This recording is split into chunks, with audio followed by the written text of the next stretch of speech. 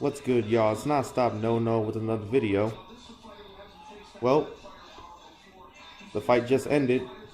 Gervonta Tank Davis just stopped last minute replacement Hugo Ruiz in the first round. Had his nose leaking like a freaking water faucet. And yeah, he shouldn't even been in there in the first place. I'm watching the replays right now on the knockdown and the stoppage.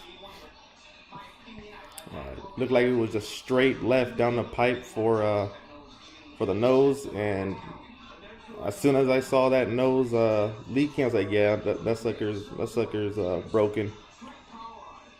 And then he was out of his element the whole time. Did not know that Hugo Ruiz was coming from 126 and also a former 122-pound champion. So he was clearly, we knew he was going to be outgunned, but he was clearly outgunned and outmatched for this fight. I don't know what else to say. With Gervonta Tank, he did what he was supposed to do. Get this guy out of here quick, fast, and in a hurry, and that's exactly what he did.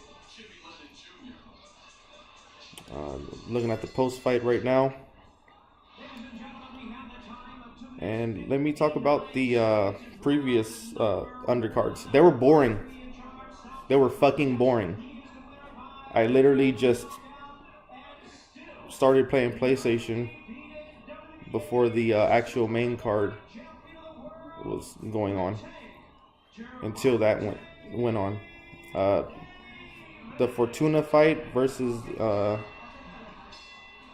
other guy, that was an ugly fight. They were just holding, clinching, headbutting. It was an ugly fight from round one on. I stopped watching like at round 4. I stopped watching the Fortuna fight, and then they had Barrios, the Barrios fight versus some other dude from Mexico. Again, lackluster. He did what he was supposed to do, whatever. The real undercard that I was interested in on my previous video was the Erickson Lubin versus Ishe Smith. I want to say congratulations to Erickson the Hammer Lubin for that comeback win, and the first person to stop Ishe Smith, rugged veteran. It all started with a hook to the ear, and it was downhill for Ishe. After that, he couldn't recover from that shot.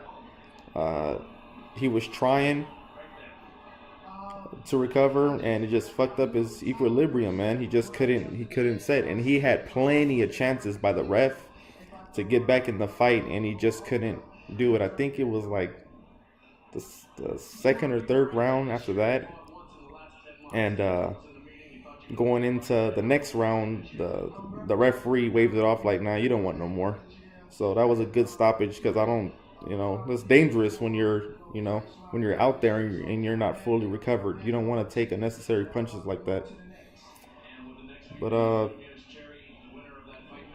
anyways, let's go back to the post fight right now for Gervonta. He's talking right now, asking who would he like to fight, and he's doing the generic, whoever they put in front of me, and I'll fight them, whomever, blah blah. Yeah. Review on this fight card in general. I thought it was going to be more exciting.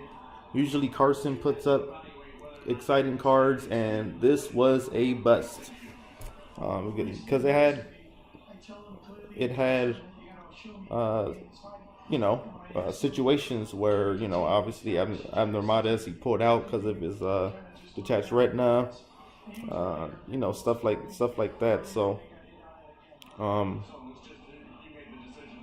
in general, this whole fight card, it was mediocre. It really was. For Gervonta, what I've noticed, they've been really trying to push this kid to superstardom. They're really trying to push this kid. If they're gonna really push this kid, they need to start pushing him into real fights.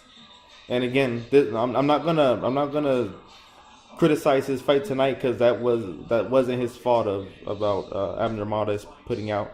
That's not his fault. So, gotta let this one slide.